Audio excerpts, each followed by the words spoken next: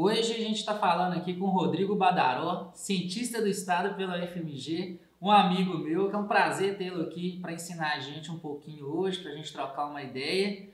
E eu gosto muito quando a gente vai falar com um amigo, porque aí também a gente mata a saudade, ainda mais em tempos de pandemia, que a gente tem esse recurso agora que é o vídeo, a comunicação por vídeo, e a gente consegue trocar ideia e disponibilizar essa ideia para todo mundo participar também. Ô Badaró, bom dia, é um grande prazer ter você aí, que teu canal também humaniza, né? E para trocar uma ideia conosco hoje. Bom dia, Chay. Valeu aí pelo convite, meu caro. Para mim que é um grande prazer estar aqui conversando com você, participando aí do Estadólogo, né? Canal bacana demais, sempre acompanho. E também esse espaço aí para divulgar esse projeto novo, Humaniza. Valeu demais pelo convite. Uma boa prosa aí. Ô pessoal, o Badaró, eu tive a oportunidade de conhecer ele logo quando eu entrei no curso. Ele já era uma das principais lideranças da primeira turma, eu era da segunda turma. E aí nós participamos juntos da primeira gestão, ele foi o presidente da gestão Superação, que o próprio nome já diz, a gente tinha que existir ali dentro enquanto curso na faculdade de Direito, primeira turma é muito complicado, então quando ele chegou lá era tudo mato, ele deu uma desbravada, a gente chegou, deu para dar uma desbravada juntos, aprendi muito com ele a liderar, a ter um potencial muito grande que o Badaró tem, executor com muita propriedade também, gerir tensões, né? Então, situações muito tensas que ele conseguia ali lidar, mediar conflitos. Então, essas características foram muito importantes, a referência para mim também, logo ali no início do curso, quando eu entrei na faculdade, mal sabia o que era colegiado, departamento, reitoria, conselho universitário. Então, ali ele foi uma pessoa que me inspirou muito e me ensinou. Depois, quando eu fui o coordenador do centro acadêmico na segunda gestão, ele ainda estava lá conosco, caminhando, nos ajudando, né? Também no momento que a gente passou pelo curso, e dali nasceu uma grande amizade. Na construção do centro acadêmico, uma amizade do campo político também, dos movimentos e do campo teórico, que é a área dele, onde ele é especialista na área da academia e é um professor para mim. E hoje nós vamos aqui conversar um pouquinho, Rodrigo, sobre revoltas, né? Então, gostaria aí que você falasse um pouquinho para a gente sobre o cenário atual, né? Cientista do Estado, a gente não pode deixar de fazer análise de conjuntura, a gente gosta muito, não vou desperdiçar a chance de ver aqui a sua leitura básica do que está acontecendo. E aí você pode ficar à vontade também para falar da sua tese, enfim, para divulgar aqui o seu conteúdo, as suas ideias sobre o cenário atual e sobre o seu tema também de doutorado. Beleza, Chay. Essa memória aí de ciência do Estado é uma memória boa da gente relembrar, né? Quando você fala era tudo mato mesmo, né? Assim, a gente pegou o negócio sem nada e foi um trabalho de construção ali muito, muito rico, assim. Você foi um parceirão. Várias outras pessoas, né? A gente não faz nada sozinho, então foi uma equipe muito boa, um grupo muito bom que surgiu ali nas primeiras turmas, que fez esse curso tá aí firme até hoje, né? E é isso, cara, assim, eu acho que ciência do Estado exige da gente, né, esses momentos aí, da gente estar atento a tudo que está acontecendo. Eu brinco, assim, que acho que ciência do Estado é uma coisa que está na interface, na ponte entre os vários ramos do conhecimento, né? E eu fui mais ou menos por esse caminho.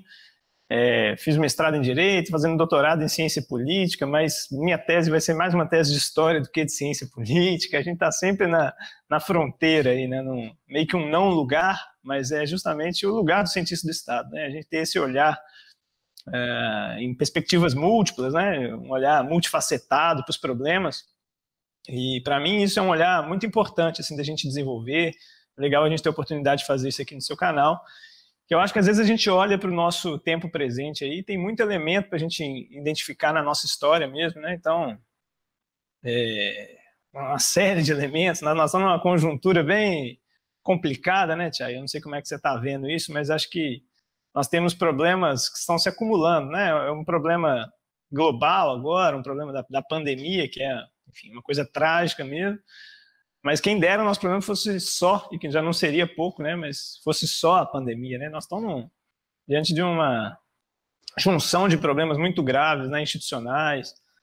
Então eu estou vendo tudo com muita preocupação, assim, todo esse processo político, e acho que às vezes a gente ter um olhar para outros momentos da nossa história política e tudo pode ser uma uma luz, né? Um pouco uma orientação para a gente tentar entender como é que lida com esses momentos. Eu estou fazendo lá no meu canal uma série de vídeos, assim, comecei o canal com alguns vídeos sobre revoltas no Brasil, né? Fui mais ou menos numa ordem cronológica, não é uma coisa muito rigorosa de passar por todas, seria até impossível, né? Mas, então eu estou distante ainda, estou chegando lá agora na Conjuração Mineira, né? Caminhando para a independência do Brasil.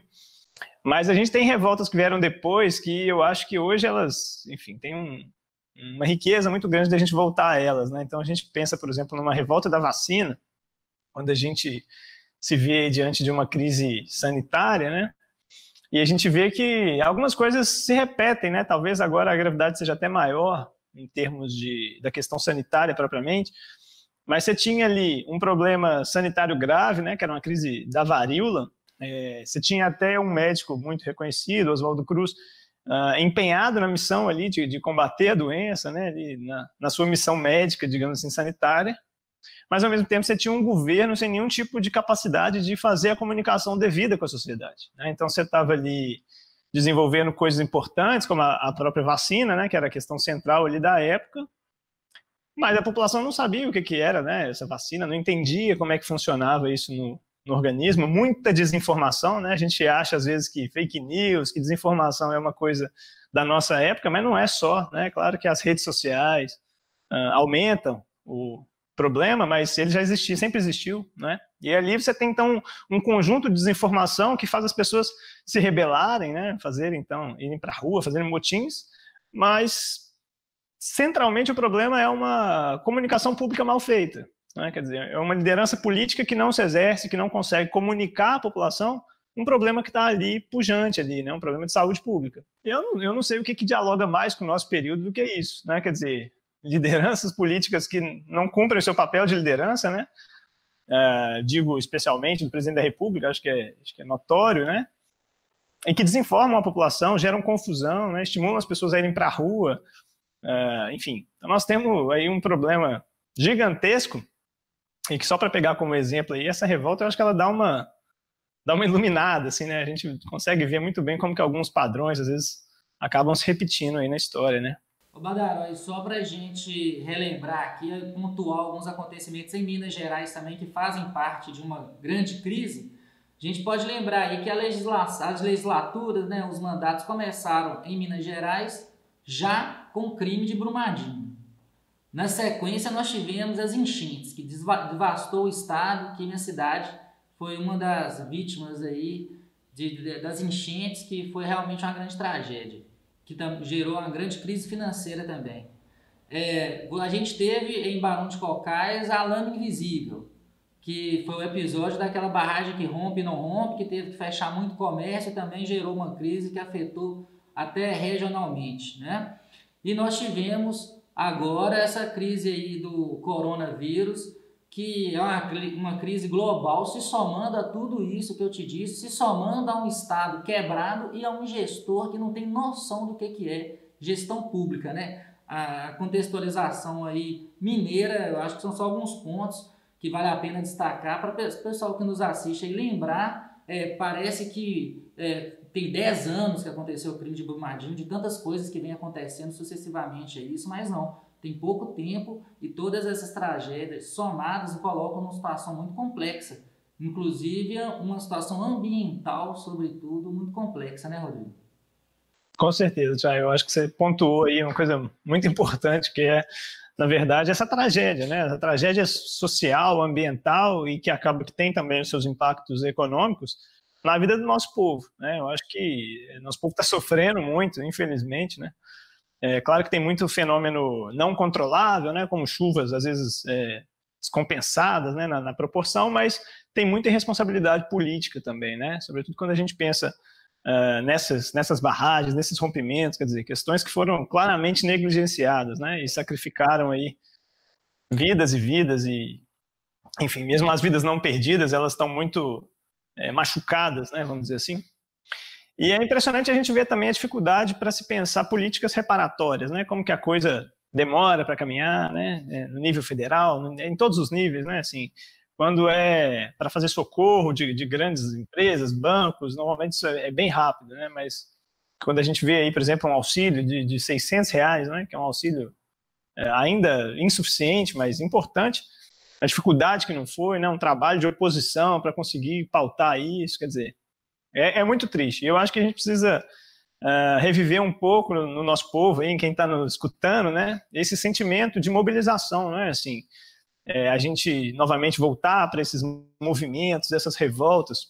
Eu acho que tem muito esse papel, assim, da gente ver como que estivemos, né, os diferentes segmentos, diferentes províncias, estados do Brasil, estiveram mobilizadas em diferentes momentos da história por pautas, né, por pautas importantes naquela época, e a gente precisa, digamos assim, revivar um pouquinho a memória dessas mobilizações diversas aí na nossa história, para que elas nos inspirem também, né, sobre as novas condições que a gente tem, inclusive de quarentena, mas enfim, que a gente consiga se mobilizar, se organizar e se articular, né, para conseguir combater esses grupos políticos irresponsáveis, né, que tantas vezes conseguem chegar ao poder com discursos demagógicos, né, discursos que negam a política, mas são mais políticos do que qualquer outro, né.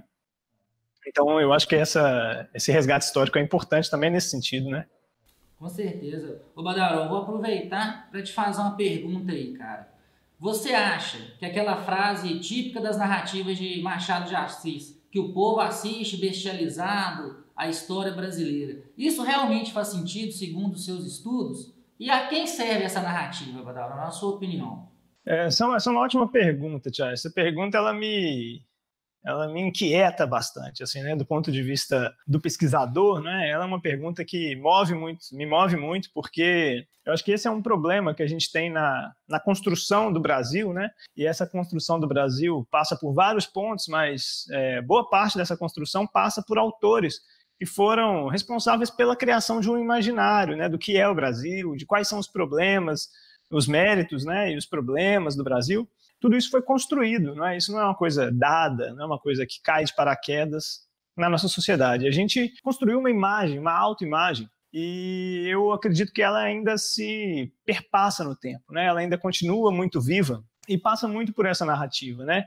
Essa frase ela foi muito usada para se referir à proclamação da República, né? E os bestializados, né? Inclusive tem um livro de um historiador paulista, José Murilo de Carvalho, que ele trata um pouco disso, sobre essa ausência de participação popular na proclamação da República, mas essa é uma narrativa que perpassa todos os movimentos históricos, né? Assim, então, os momentos sensíveis da história do Brasil, eles são recorrentemente tratados como sendo articulações entre uma elite política, né? Normalmente a nossa história, infelizmente, ainda também foca muito nos grandes personagens, né? Os reis, os presidentes, uma elite dirigente que faz conchavos, acordos e a história vai caminhando, o que de fato existe, né?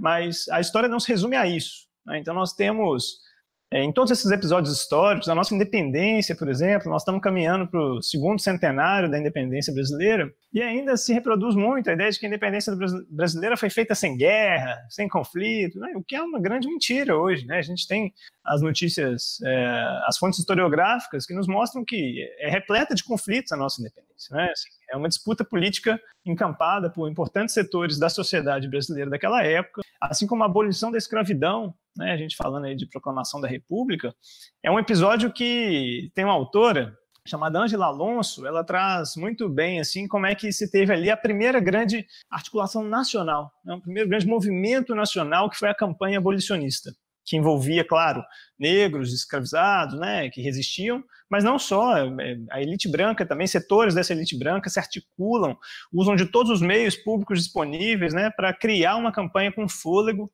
em torno da pauta abolicionista, né? Então, assim, são alguns exemplos breves aqui, mas a gente tem a nossa história permeada por conflito, por violência também, né?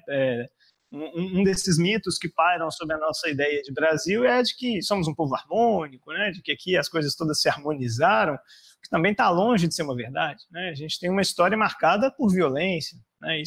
A escravidão é a forma mais simples da gente perceber isso, né? Uma sociedade estruturada em cima da escravidão não tem como ser uma sociedade harmônica, né? Então ela é permeada por resistência, por conflitos, e a gente precisa reviver isso, eu acho. Acho que a gente precisa combater um pouco essa imagem construída do Brasil, porque muitas vezes eu acho que ela tem um efeito paralisante, sabe? A gente se acostumou, e eu dou aula para alunos jovens também, e é comum ver neles já esse sentimento um pouco pessimista em relação ao país, assim, esse país não tem jeito, né? Às vezes também esse o povo aqui também não dá, assim, uma visão depreciativa, né? Que Nelson Rodrigues diria aí do viralatismo, né? Ainda é uma coisa muito forte no nosso imaginário. Eu acho que é uma coisa que a gente precisa combater para a gente conseguir avançar enquanto sociedade, sabe? Ótima sua análise, viu? Então a sociedade brasileira como um todo tem que começar também a se pensar e repensar qual é o seu papel, qual é a sua importância ao longo da história, que, como você diz aí, não é contada em sua completude, né? Aí fala de um lado da moeda, mas não fala da moeda inteira.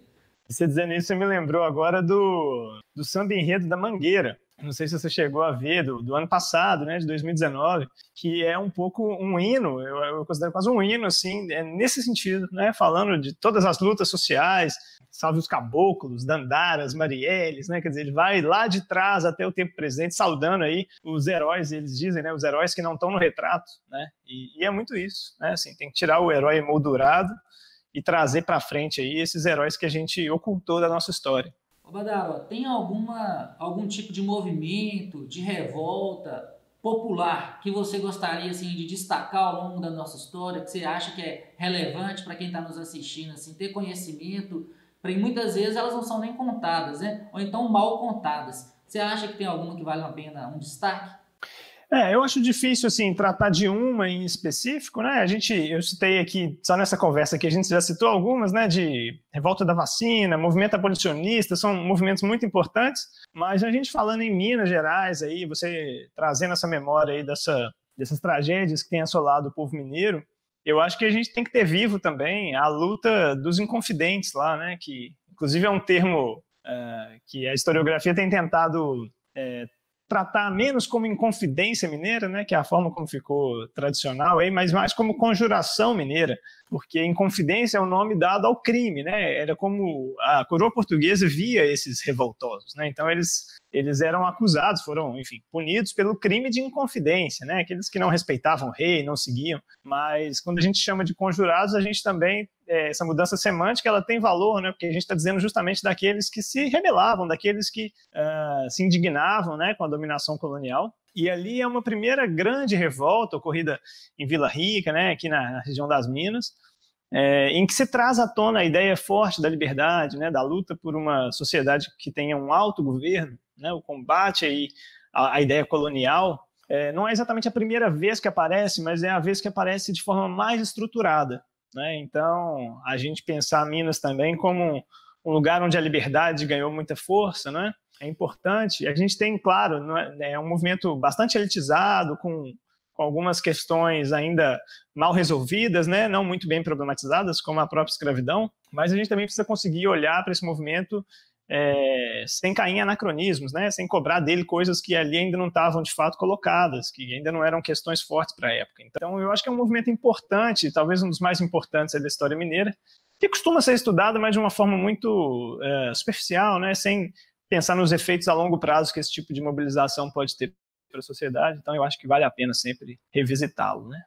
Badaro, eu quero saber também a sua opinião sobre a Constituição de 88, porque a gente tem visto aí que a narrativa majoritária e brasileira é de um povo amorfo, que não participa, pessimista em relação à sua ação direta na história, e o trabalho muito importante que tem sido feito por pesquisadores, estudiosos como você, de pentear a história contra pelo, né, como dizia o nosso professor Marcelo Catone, da gente conseguir contar outras partes da história que normalmente não são analisadas nem contadas, né? Principalmente aí priorizando o protagonismo do povo. E a Constituição de 88, você tem mais propriedade para falar dela, ela prevê, ela pressupõe quase, se baseia em participação popular, de fato, não só indiretamente da gente ir lá e votar nos candidatos, mas também da gente participar direto dos conselhos municipais de saúde, de turismo, né? Então, a gestão que ela prevê, a gestão pública que ela prevê, precisa da participação da sociedade. E que é entravada por pessimismo. Para que eu vou participar de um conselho se a sociedade, se o povo na história nunca serviu para nada? Se a história anda bem ou mal, mas ela só anda graças a conchavos da elite, não adianta a gente participar. Então essa narrativa atrapalha, de fato, um pressuposto da consolidação da nossa Constituição. Então eu queria aproveitar para saber também o que você acha da Constituição. Será que a gente tem que trocar ela por causa disso ou se a gente tem que estudar melhor as narrativas? O que você acha disso aí, Rodrigo? Perfeito, Thiago. Eu acho que você fez uma ótima colocação, porque relembrar a nossa Constituição é pensar o papel dela no tempo presente e também relembrar o contexto em que ela foi promulgada, não é? Que um contexto de muita agitação popular mesmo, de muita resistência às autoridades militares, né, a todo o período de repressão muito pesada, e mesmo assim você tem uma sociedade que encontrou de todas as formas possíveis, né, seja na arte, seja enfim, na luta armada, os que foram por esse caminho, ou até mesmo no futebol, quer dizer, todos os espaços, né, possíveis, a sociedade tentou resistir, né, àquele processo autoritário dos anos 60, 70, início dos anos 80.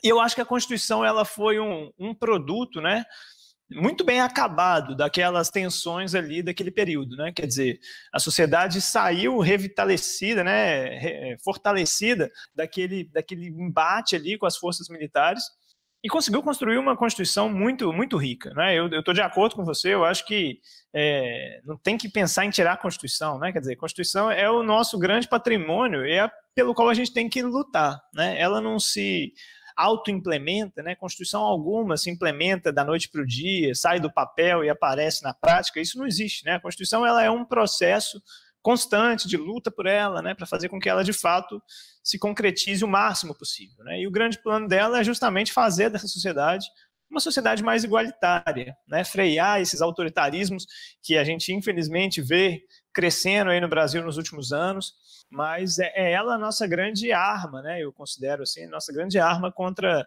todo tipo de proposta autoritária, todo tipo de retrocesso que se articula no Brasil hoje. Eu acho que a nossa grande arma é a Constituição, né? Então nós precisamos mesmo estar com ela debaixo do braço, né? Saber direitinho ali os dispositivos que nos protegem e seguir articulando com o nosso povo também para essa participação política atuante, né, que a própria Constituição exige nos seus conselhos, em vários dos seus mecanismos ali, ela pressupõe mesmo a participação popular, né? Então, desconstruir essa imagem que você muito bem disse, né, de descrédito das instituições, né, do próprio projeto de país, é uma parte fundamental, né, assim, para que a gente consiga que as pessoas tenham estima mesmo, né, para participar, para construir. Ninguém participa de um projeto que não acredita, né, que acha que já está corrompido ou que ninguém vai adiantar nada. Esse tipo de pessimismo ele é um desserviço, eu considero. Assim, né? Então eu acho que a gente resgatar a nossa história de luta, né, pela democracia, pela construção de um projeto mais includente, né, mais inclusivo de país é uma parte fundamental para a gente, inclusive, sair dessa crise que a gente está nela, né? As crises elas têm essa vantagem, né? Apesar dos problemas que elas nos trazem, elas também abrem um horizonte de possibilidades, né? Então, a gente está aí num desses momentos cruciais e acho que você está fazendo um ótimo papel aqui, fazendo esse processo de divulgação também, né, dos debates científicos, aí, trazendo um pouco do debate político para a rede do YouTube, para a gente tentar ajudar também, dar a nossa contribuição nesse processo aí. É isso aí, pessoal. Vocês aí que estão nos assistindo, por favor, também deixar seus comentários, as suas dicas, né? Assim a gente vai conseguindo também responder, trocando ideia. É um assunto aí que está aberto, né, para todas as críticas, para todas as sugestões. E o que mais importante mesmo é participar.